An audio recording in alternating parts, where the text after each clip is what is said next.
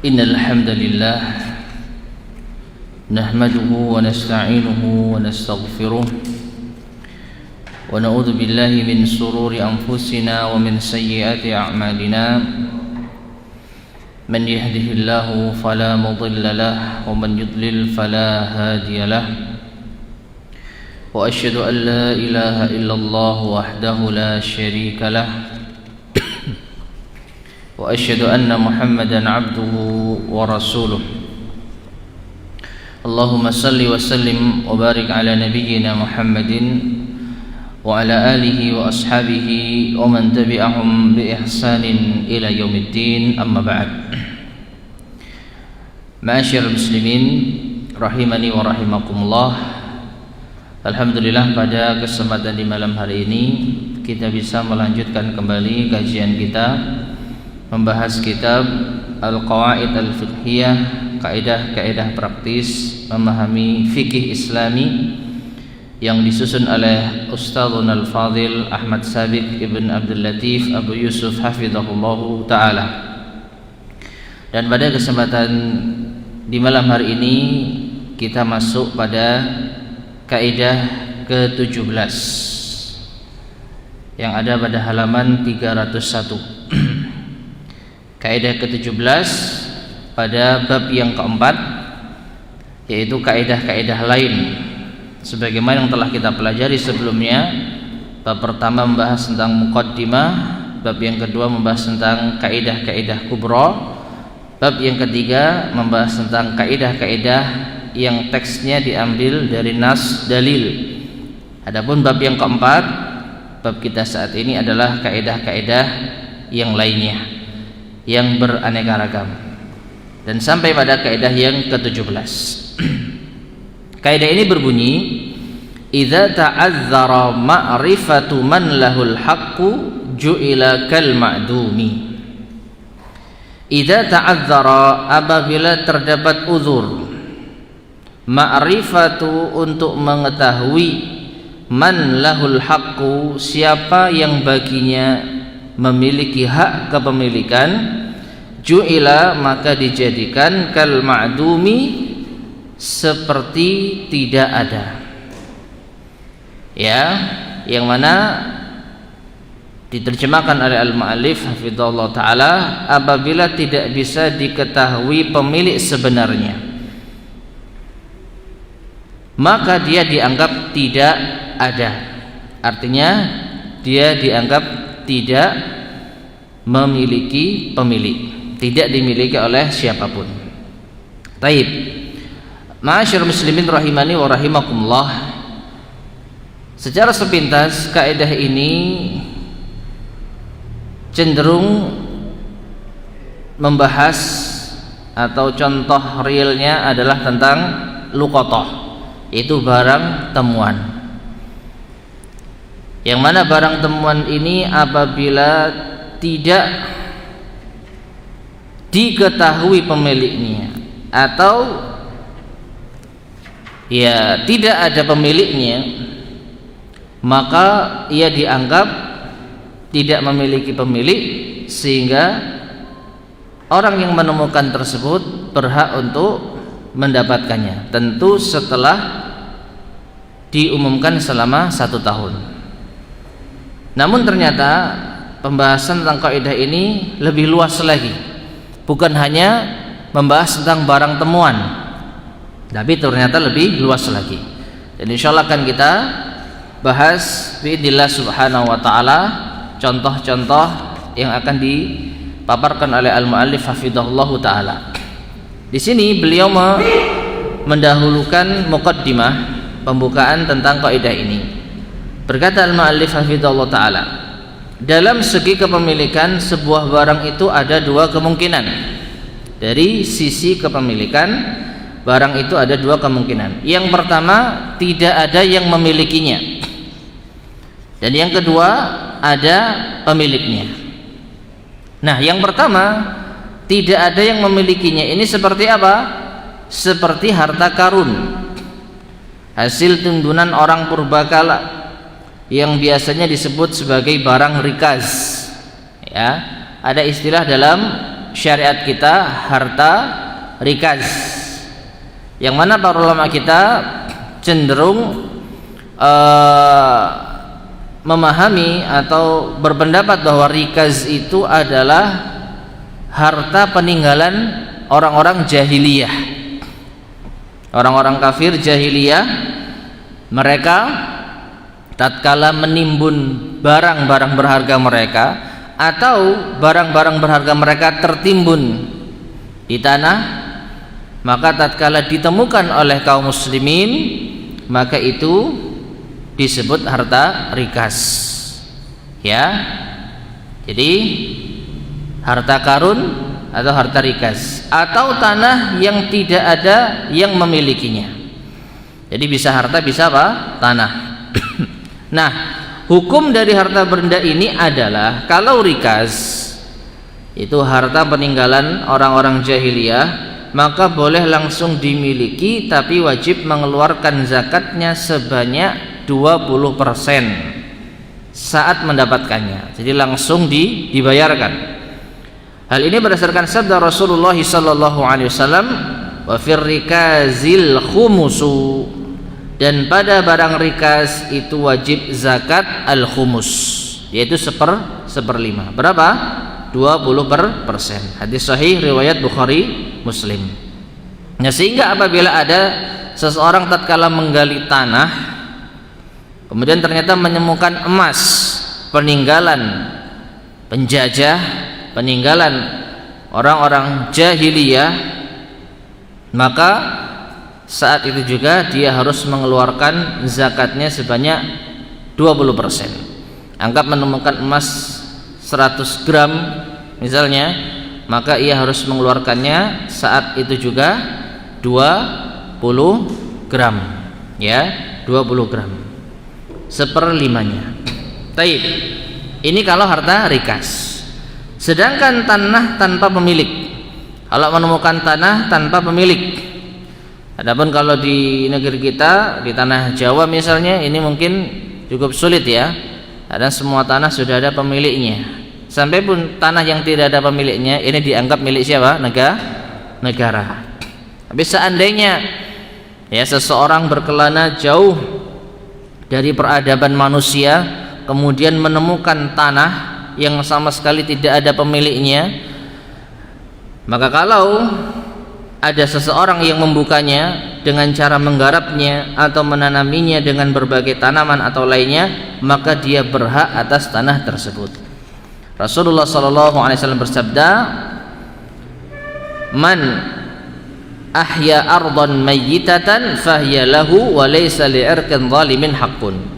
Dari Sa'id bin Zaid bahwasanya Rasulullah SAW bersabda, barang siapa yang menghidupkan lahan mati, maka lahan itu menjadi miliknya dan tidak ada hak bagi sebuah usaha yang zalim.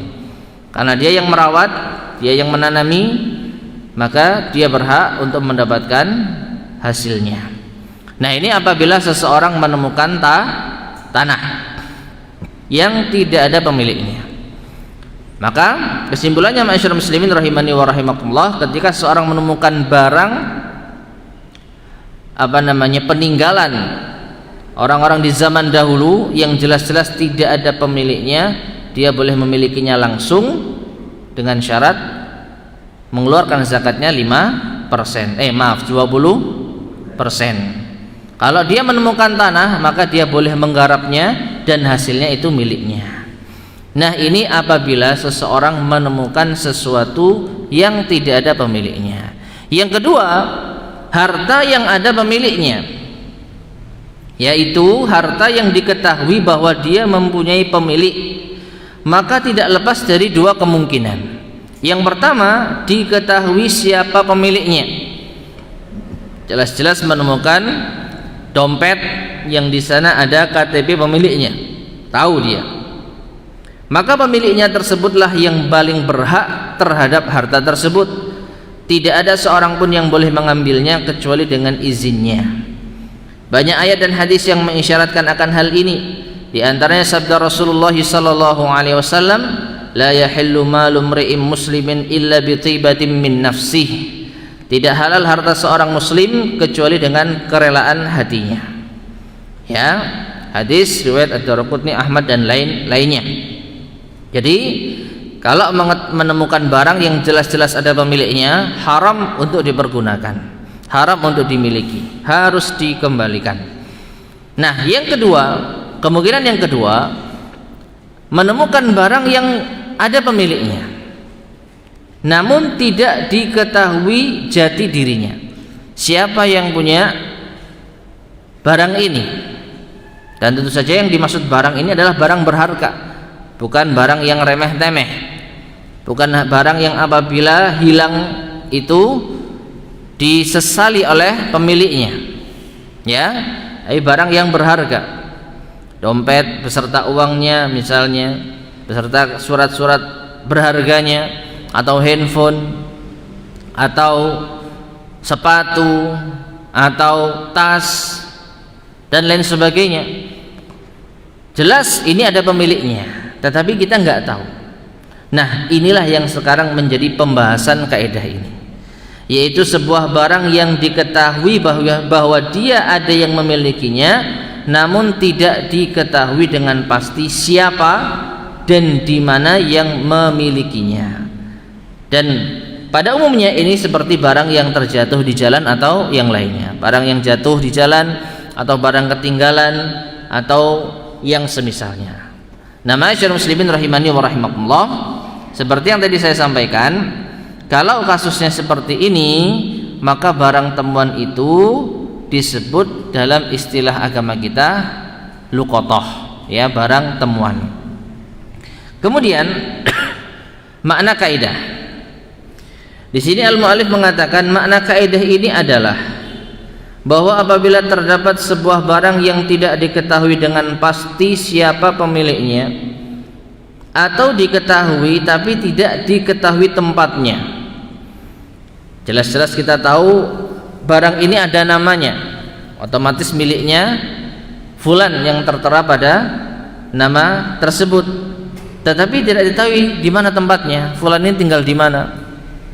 Atau katakanlah kita menemukan dompet ada KTP-nya, tapi KTP-nya apa? Jauh di luar kota, ya, serta tidak bisa memberikan barang tersebut padanya, sangat sulit atau bahkan mustahil untuk menyerahkannya, maka dia dianggap tidak ada.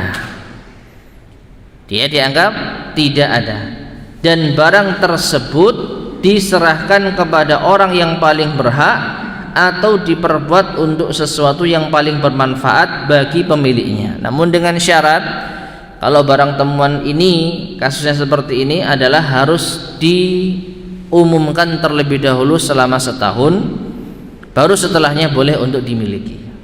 Dan inilah terkait dengan hukum luqatah tadi. Kita ambil contoh. Yang pertama, seseorang menemukan sebuah kalung emas murni sebesar 20 gram.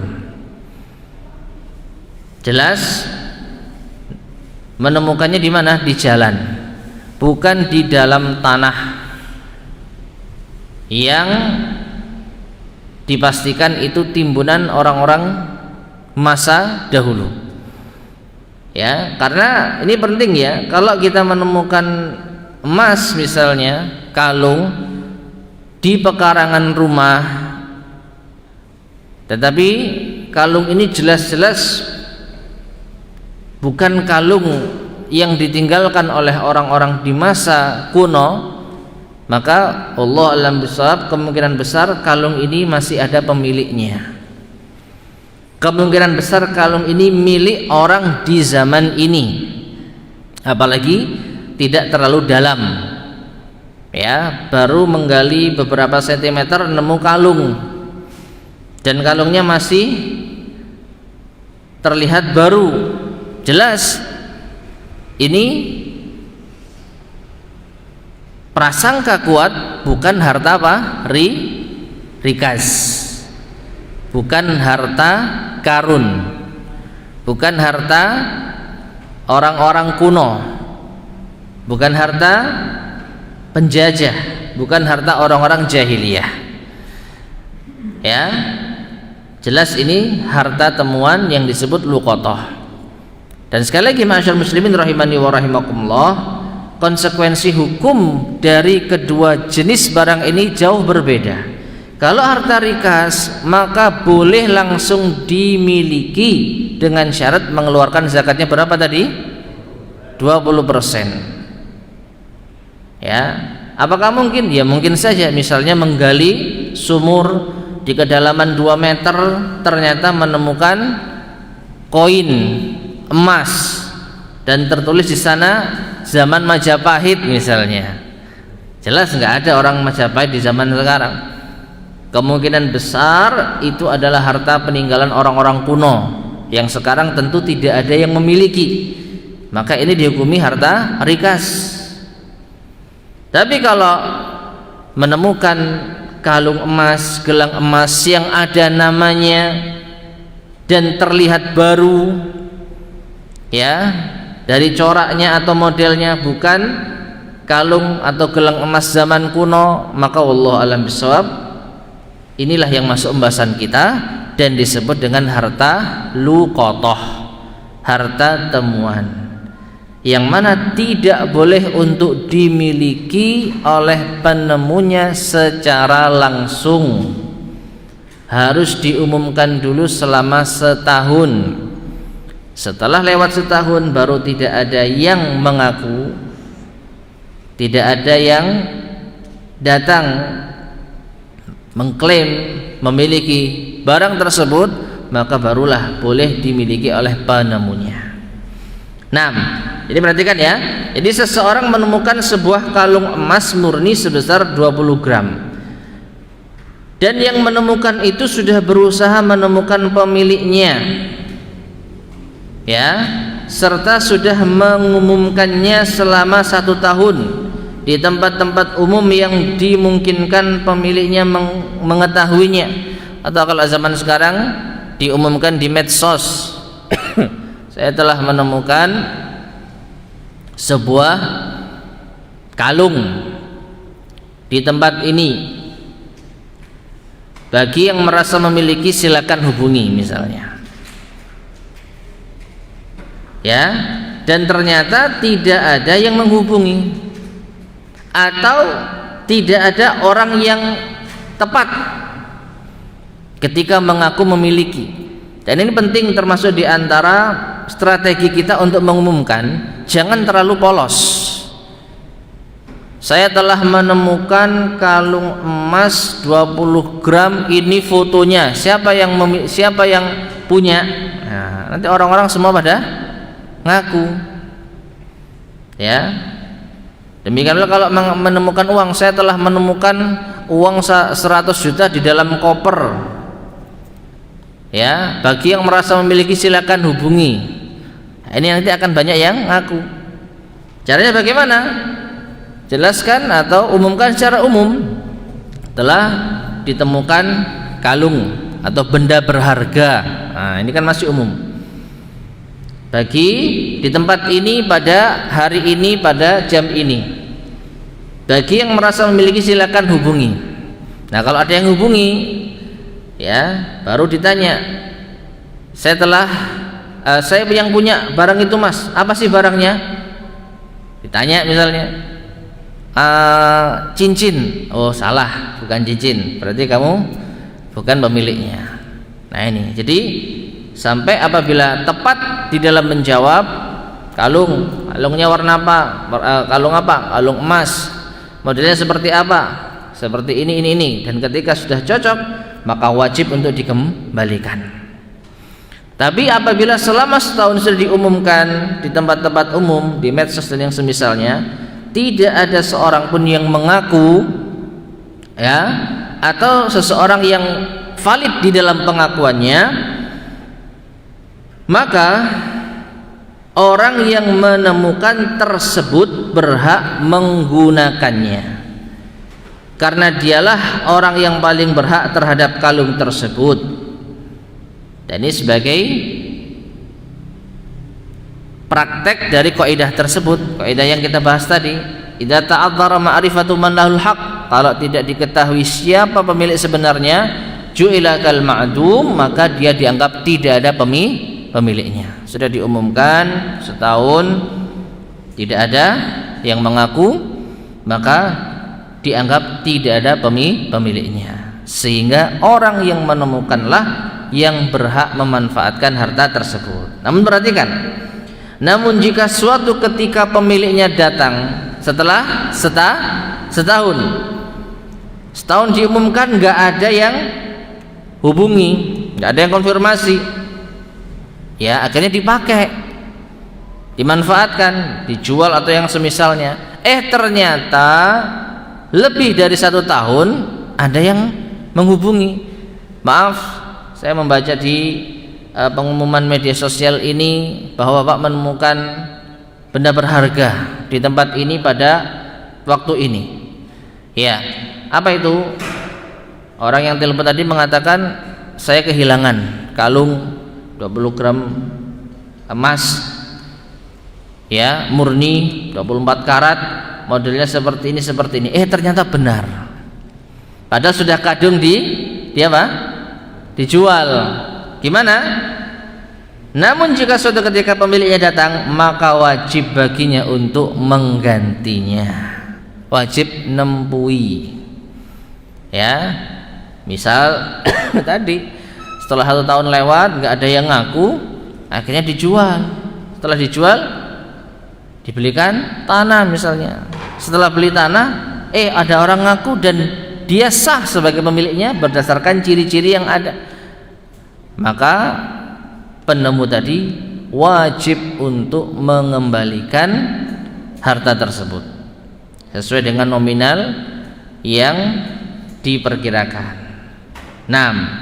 Tapi kalau seandainya sampai seterusnya tidak ada yang mengaku menjadi pemiliknya, maka harta itu dianggap tidak ada pemiliknya, sehingga yang paling berhak untuk memanfaatkan adalah penemunya. Jelas ya? Taib. Ini contoh yang pertama. Contoh yang kedua, seseorang yang pernah merampok harta orang lain lalu tertangkap pihak berwajib dan dipenjara. Setelah dipenjara dia bertaubat, maka wajib baginya untuk mengembalikan harta yang dulu dirampoknya. Jika dia menemukannya, maka wajib menyerahkan harta tersebut padanya. Jika ternyata tidak ditemukan, maksudnya pemiliknya, maka wajib mensedekahkan harta tersebut dengan niat pahalanya untuk si pemilik. Masyaallah muslimin rahimani wa rahimakumullah. Contoh yang kedua ini mungkin kurang pas ya, dalam artian kalau orang itu merampok harta orang lain kemudian tertangkap pihak yang berwajib, maka sudah otomatis dia akan diminta barang curiannya, kan begitu. Pihak yang berwajib pasti akan meminta barang buktinya, mana hasil rampokanmu. Ya, kalau sampai hilang, kalau sampai sudah tidak ditemukan, ya pasti akan disuruh ganti rugi. Ya. Jadi wallahu a'lam bishawab, anggaplah mungkin yang lebih pas ya, yang lebih relevan terhadap kasus ini, anggaplah tidak tertangkap. Ada orang ngerampok bank, ngerampok ATM. Uangnya siapa itu, Pak? Uangnya nasabah yang jelas. Uangnya nasabah atau uangnya bank dikembalikan ke bank, ya. Atau ngerampok apalah, ngerampok yang uangnya orang banyak.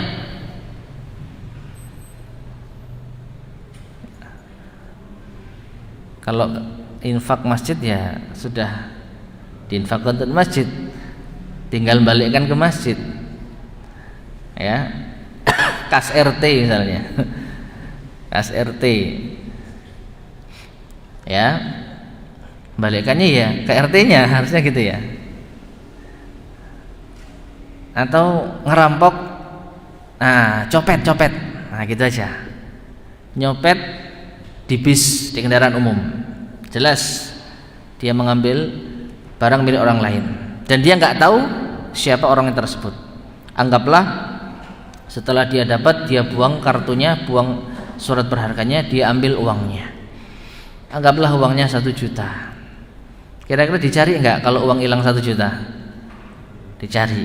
Kira-kira ridho enggak orang hilang 1 juta? Kehilangan, kecopetan, enggak ridho. Baik. Nah, ada copet yang mencuri uang mungkin ratusan juta atau puluhan juta dari orang yang berbeda-beda. Kemudian taubat. Dia istighfar, dia sadar. Maka yang pertama kali harus dia lakukan setelah dia bertobat dengan sesungguhnya, mengembalikan uang tersebut. Ke siapa? Kalau tahu pemiliknya, ke pemiliknya. Ya, misalnya ada yang diketahui, wah ini ada KTP-nya nih, kembalikan kepada pemiliknya.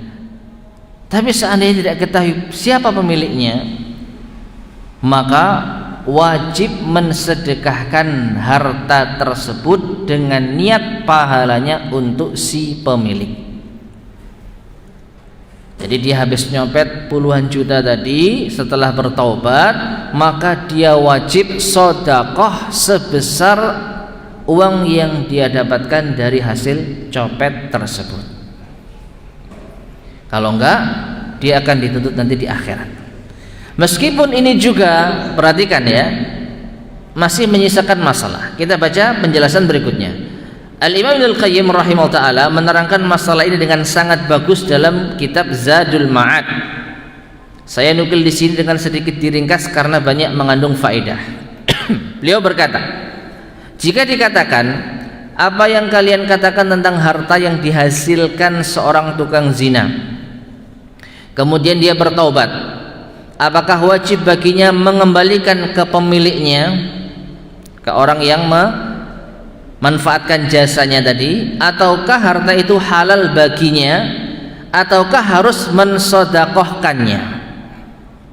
Ya, pertanyaannya mungkin agak ribet atau agak banyak cabangnya, tapi dengan jawaban insya Allah akan kita fahami. Jawab, hal ini didasari oleh sebuah kaidah berharga dalam agama Islam, yaitu bahwa orang yang mendapatkan sesuatu yang tidak dihalalkan oleh syar'i, lalu dia ingin melepaskan diri darinya, maka jika yang dia dapatkan itu tidak dengan ridha pemiliknya dan dia pemiliknya tersebut belum mendapatkan gantinya, maka wajib mengembalikan kepadanya. Contoh mudahnya nyuri tadi, copet tadi. Dia mendapatkan harta itu dengan cara yang tidak halal, ya kan? Dengan cara yang tidak halal. Dan pemiliknya juga nggak ridho, nggak ada yang ridho uang dicuri, dicopet. Dan pemiliknya juga tidak mendapatkan ganti. Ya, uangnya hilang, amblas begitu saja, tidak mendapatkan ganti dari pencuri tersebut. Maka wajib bagi pencuri itu untuk mengembalikan kepadanya. Kalau tahu siapa pemiliknya, alamatnya, dan bisa untuk diberikan. Dan jika tidak bisa mengembalikannya, maka dianggap hutang pada pemiliknya. Kalau belum bisa membalikkan, Anda masih dianggap punya hutang. Misalnya mencopet 1 juta, terus taubat, dan dia mau mengembalikan belum punya uang 1 juta, masih punya utang. Ya, masih punya utang. Dan jika masih tidak mungkin dilakukan, sudah punya uang 1 juta untuk membayar mengembalikan copet tadi, tapi ternyata dia nggak tahu siapa yang dicopet, ya, atau maaf, tahu siapa yang dicopet tapi sudah meninggal, maka wajib mengembalikan kepada ahli warisnya. Ya, ahli warisnya. Yang dicopet ternyata sudah meninggal, kasih ke ahli warisnya. Lalu jika hal itu juga tidak mungkin, berarti nggak tahu siapa yang dicopet dan nggak tahu siapa keluarganya, maka dia mensedekahkan atas nama pemiliknya. Nih uang 1 juta yang dulu saya copet dari orang, saya masukkan ke kaleng infak, jambret. Selesai? Belum.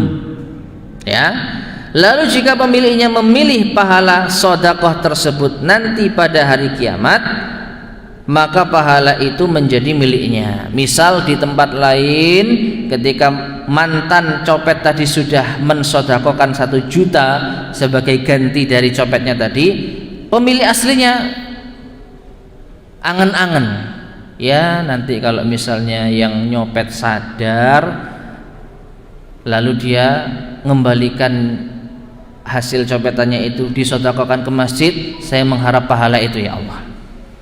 Jadi pemiliknya ini sudah angan-angan, kalau seandainya nanti uangnya itu balik dengan cara disedekahkan ke masjid, saya ridho ya Allah. Maka orang yang kecopetan tadi dapat pahala sedekah. Jelas ya? Namun jika dia tidak menginginkannya, ya, dan tetap ingin mengambil kebaikan orang yang dahulu mengambil hartanya, maka dia diberikan pahala seukuran hartanya, dan pahala sedekah itu milik orang yang mensedekahkannya. Hal ini telah sahih dari para sahabat. Jadi misalnya setelah si pencopet tadi taubat memasukkan uang 1 juta ke masjid sebagai ganti dari uang yang dulu dia copet dari pemilik aslinya di tempat yang lain angan-angan, gak ridho saya, pokoknya saya gak ridho uang 1 juta saya hilang, saya akan tuntut nanti di akhirat. Ya, apa yang terjadi?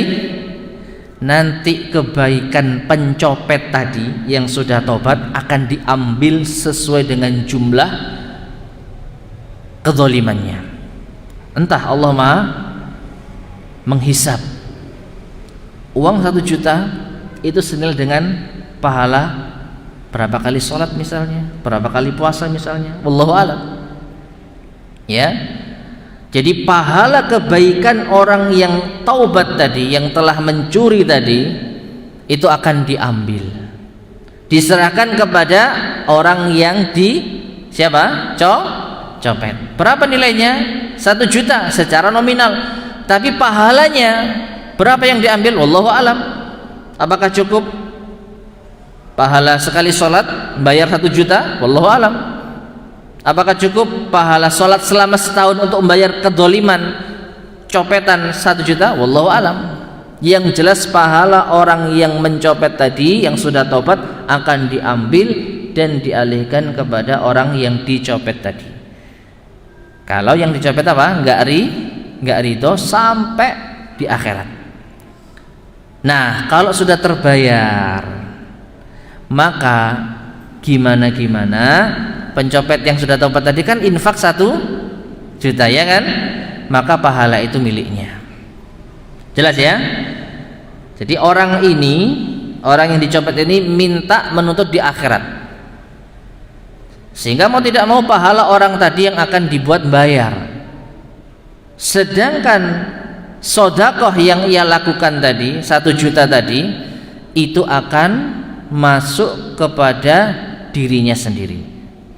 Siapa? Pencopet yang tobat tadi. Bisa dipahami ya?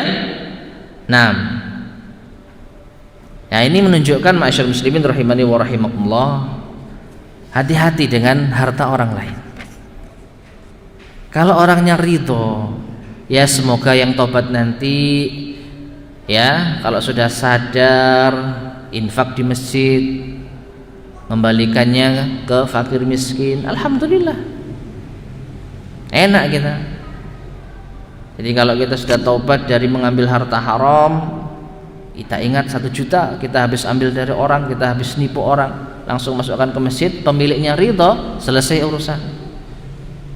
Uang itu akan menjadi pahala bagi pemilik aslinya. Sedangkan kita yang telah berbuat zalim tadi terlepas dari tanggungan dosa. Ini kalau pemiliknya ridho. Tapi kalau pemiliknya enggak ridho, enggak mau saya, pokoknya saya tuntut di akhirat. 1 rupiah yang diambil oleh si fulan, oleh si maling, oleh si pencopet, saya tuntut di akhirat. Nanti yang dibuat bayar adalah pahala kebaikan orang yang mencopet tadi. Itu kalau sudah tobat dan punya amal kebaikan. Lah kalau nggak tobat dan kalau nggak punya amal kebaikan, apa yang terjadi? Dosanya orang yang dicuri akan ditimpakan kepada pencuri tadi. Dan inilah yang dikenal dengan istilah al-muflis, orang yang bangkrut di akhirat di dalam umatnya Rasulullah sallallahu alaihi wasallam. Dia sudah berbuat zalim, mengambil harta milik orang lain, dan dia nggak bisa membayar dengan kebaikannya. Amalan kehidupannya isinya dosa semata-mata. Kezaliman ini, kezaliman itu, mencuri ini, mencuri itu, membunuh ini, membunuh itu, merusak kehormatan ini, merusak kehormatan itu. Itu saja yang dia lakukan. Otomatis nggak punya amal kebaikan.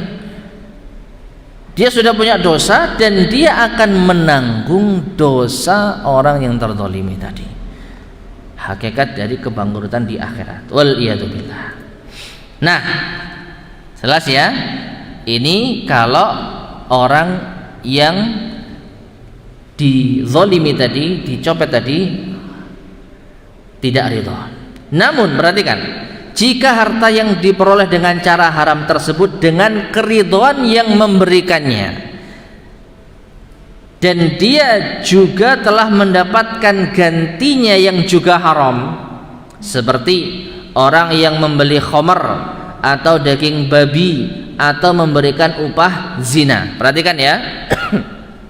Orang beli khamar, jual beli haram, ya. Seseorang mengeluarkan uang untuk mendapatkan khamar. Uangnya halal enggak? Haram. Uangnya haram. Jadi orang yang mengambil, penjualnya, perhatikan ya, penjualnya ngambil uang hasil jualan khamar, haram uang itu. Itu bukan hak miliknya. Namun si pembeli sudah mendapatkan ganti meskipun juga barang haram. Paham ya? Ini bukan seperti mencuri, mencopet. Kalau mencopet tadi jelas, pencopet ngambil uang, yang dicopet gak dapat kan ganti. Tapi kalau ini apa, dapat ganti. Kalau jasa zina, ya pelacur itu telah memberikan jasa yang haram kepada orang yang menyewanya. Jadi dia mengeluarkan uang, dia dapat servis meskipun haram, tapi dia dapat ganti. Nah, maka yang semacam ini tidak wajib dikembalikan kepada para pemiliknya. Saya tobat dari jualan khamar, wis tak balekno duwite wong-wong dhisik. Enggak seperti itu. Dulu yang beli khamar ke saya siapa? Fulan, transaksi 1 juta, saya kembalikan. Bukan, karena dia sudah mendapatkan ganti dari uang tersebut. Apa gantinya? Khamar yang haram tadi. Ya, seorang pezina, saya telah melayani sekian laki-laki, saya dapat uangnya, saya kembalikan.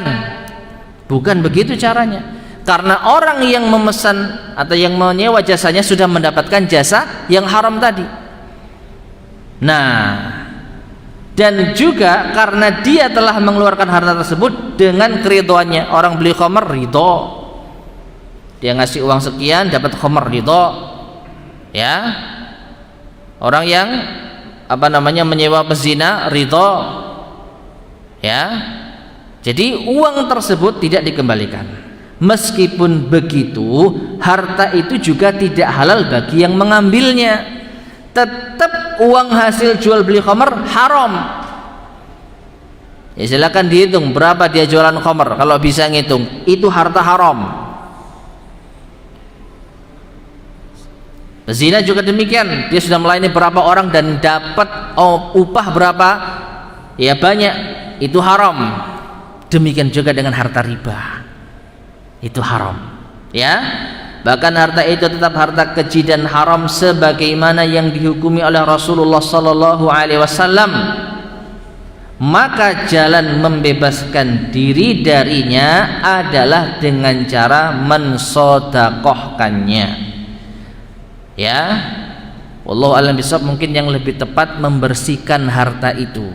Kalau mensodakohkan, maka ini nanti seakan-akan orang yang telah melakukan transaksi haram tadi dapat pahala sedekah, padahal itu harta haram.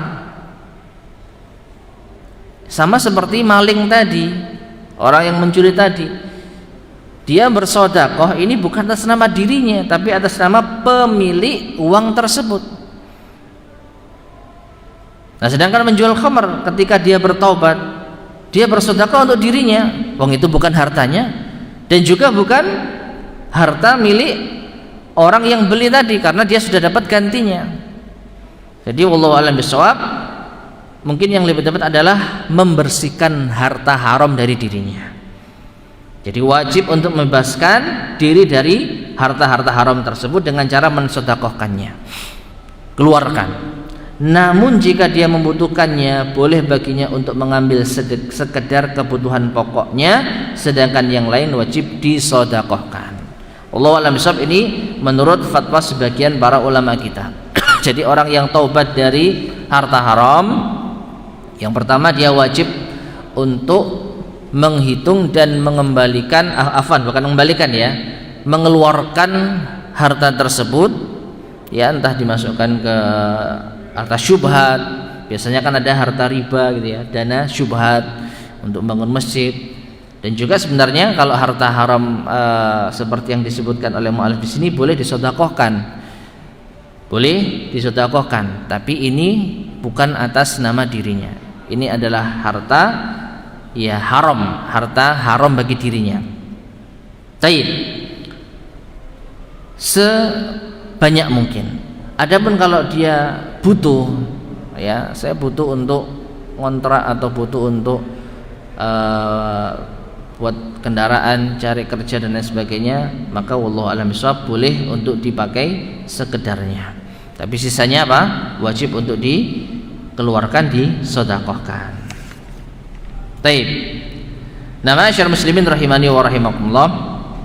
Inilah perincian yang disebutkan oleh Al-Imam Ibnul Qayyim rahimahullah taala, yang diringkas oleh al-mu'allif hafizahullahu taala. Ya, intinya harta yang haram, harta yang jelas-jelas haram itu tidak boleh untuk dimanfaatkan, wajib untuk dikembalikan apabila harta haram tersebut diambil dengan cara yang batil, mencuri, merampok, merampas, mencopet.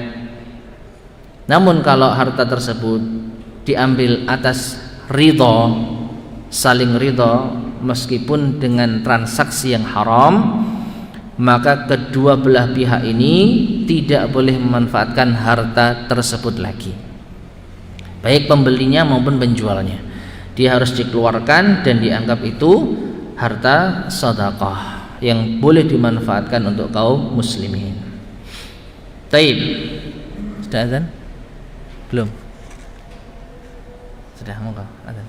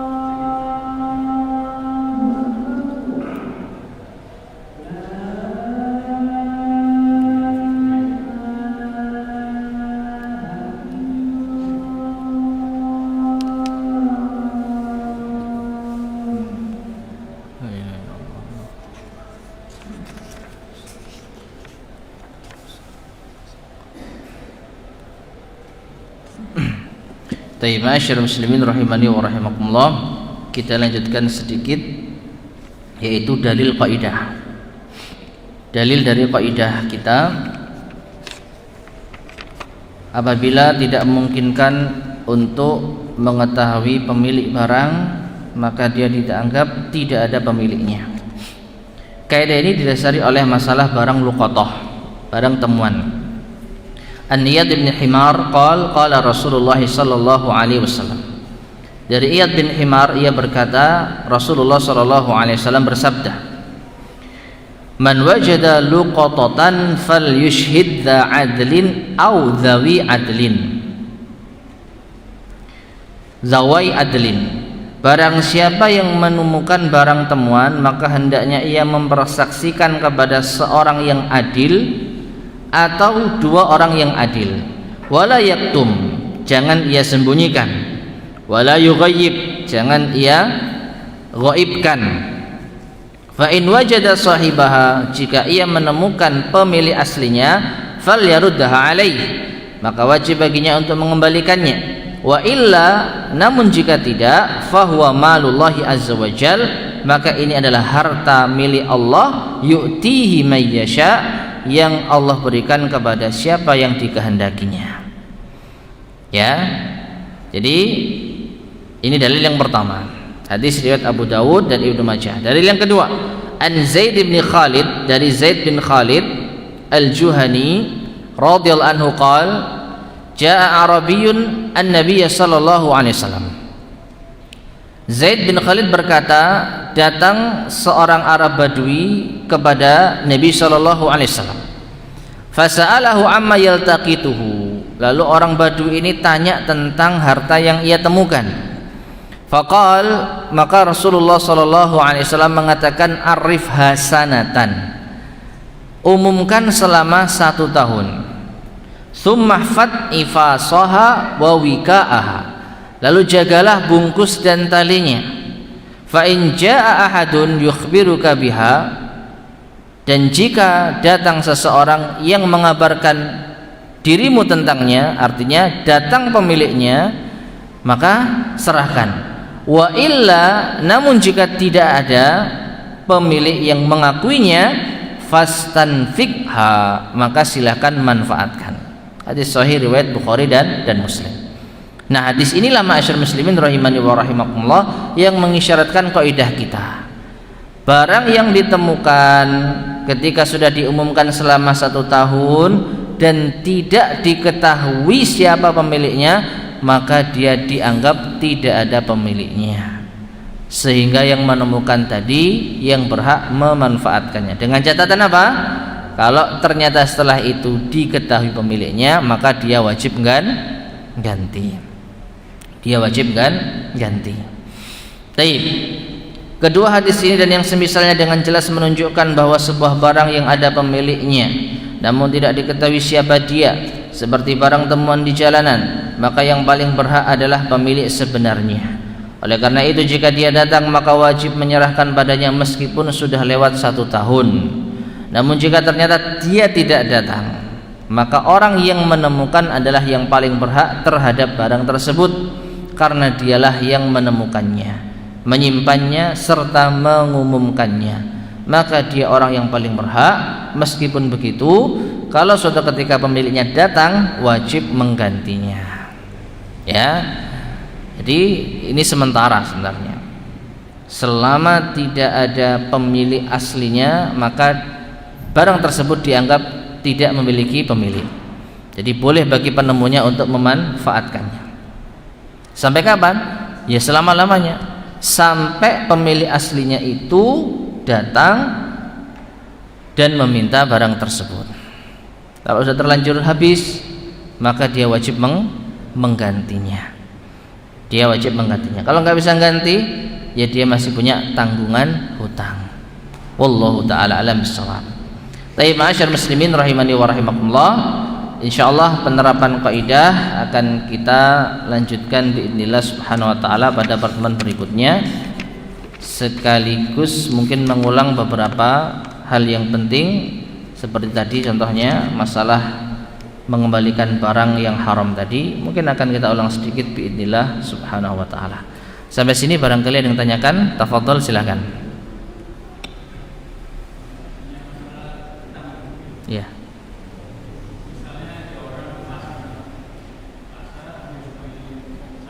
Ya.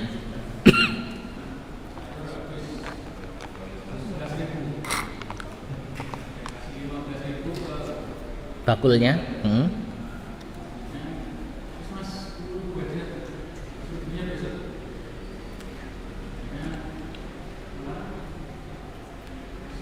Lupa.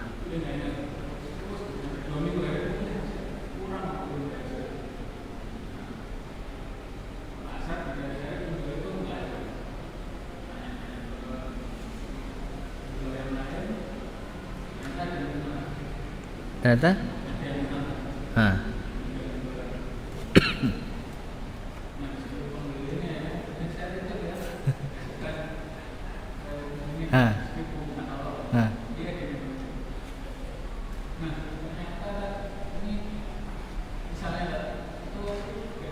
nggak nyampe.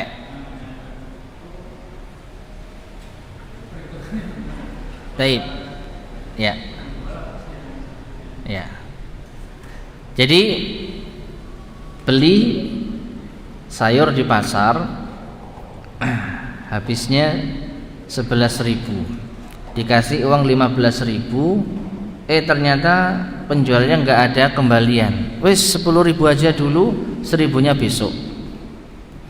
Dari kata-kata ini jelas dia masih mengharapkan 1.000 rupiah tersebut, ya kan? Nah, besoknya ternyata lupa mau mengembalikan. Setelah 2 pekan baru ingat dulu punya utang 1.000 kepada seorang penjual di pasar ini. Setelah dicari ternyata nggak ketemu. Namun ternyata ada salah seorang penjual yang tahu, yang kenal pedagang tersebut. Akhirnya dititipkan. Ya sudah Bu, saya titip 1.000 ini, kasihkan ke ibu yang jualan kapan hari. Sudah dikasihkan. Nah, pertanyaannya, apabila ternyata yang dititipi tadi tidak menyerahkan uang 1.000 rupiah tadi ke penjual aslinya, bagaimana perhitungannya? Wallahu a'lam bishawab. Ya tentu yang tanggung jawab yang dititipi tadi. Kita sudah mengeluarkan uang 1.000 rupiah. Misalnya penjualnya nggak ridho, saya nggak ridho 1.000 saya diambil sama Bu Fulan, ya wong sugih kok gak nyauri 1.000, misalnya gitu ya. Sedangkan Ibu Fulanah sudah membayar. Jadi apa yang mau dituntut? Dia sudah mengeluarkan uang 1.000 dan dititipkan kepada seseorang. Maka yang bertanggung jawab penuh adalah orang yang dititipkan tadi, orang yang tidak amanah tadi. Sehingga 1.000 rupiah kezaliman itu akan dipertanggungjawabkan oleh yang dititipi tadi. Sedangkan yang hutang yang sudah bayar sudah apa? Lepas tanggung jawab. Jadi jelas ya, demikian. Karena apa? Si yang dititip tadi sudah menyanggupi, ya sudah menyanggupi. Beda kalau wes karena nggak tahu siapa uangnya, saya kasih 1.000 ini, wes saya anggap saya buang uang 1.000 ini ke mana? Ke tanah di pasar. Syukur-syukur ditemu bakulnya itu ya. Ternyata bakulnya nggak ridho, ya sudah, ya dia akan dituntut uang 1.000 tadi. Sedangkan uang 1.000 yang dia sengaja tinggalkan, yaitu rezeki bagi orang yang menemukan, ya, dan itu bukan dianggap sedekah. Karena jelas-jelas dia menghilangkan uang kok, ya kan? Dia sengaja menghilangkan uangnya sendiri, dan dia masih dituntut. Nah, mungkin seperti itu. Wallahu a'lam bishawab. Ya.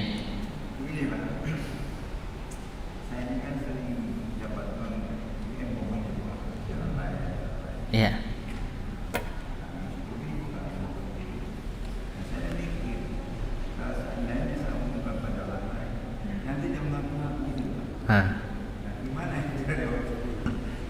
Jadi sering menemukan uang di jalan. Kalau seandainya diumumkan, nanti banyak yang ngaku, gitu ya. Sekarang berapa nominalnya? Wallahu a'lam bishawab. Kita kembalikan kepada urf. Jadi barang itu masuk kategori barang luqotoh apabila barang itu adalah barang berharga. Barang berharga itu bagaimana? Barang yang apabila hilang itu dicari sama pemiliknya. Nah, sekarang menurut uruf, kebiasaan kita, kalau ada orang kehilangan 10.000 kira-kira dicari enggak? Tergantung. Nek wong gak duit-duit ya. Wallahu a'lam bishawab. Tapi kalau uang 100 rupiah, 500 rupiah, 1000 rupiah saya rasa nggak dicari. Jadi kalau uang 1000 rupiah, wallahu alam, ya ini dianggap harta yang tidak berharga, ya. Tapi kalau 10.000 saya rasa masih dicari. Terlepas wes, jarno wes, itu urusan lain ya. Yang jelas sebenarnya ya diumumkan. Lah caranya gimana kalau supaya orang itu supaya tidak khawatir orang ngaku-ngaku, ya bilang saja aku nemu duit. Ya. Saya nemu uang, yang merasa miliki datang ke saya. Duitku hilang. Nah, piro? Hilang 1.000. Oh enggak, padahal hilangnya cuma 10.000. Ya. Uang saya hilang berapa? 10.000. 10.000-nya gimana sih? 10.000-an satu kumpul. Oh enggak, uang saya nemunya 2.000-an 5. Nah, jadi ada triknya. Jadi silakan ya, monggo. Nggih. Helm. Ya. Ya. Nah, akhirnya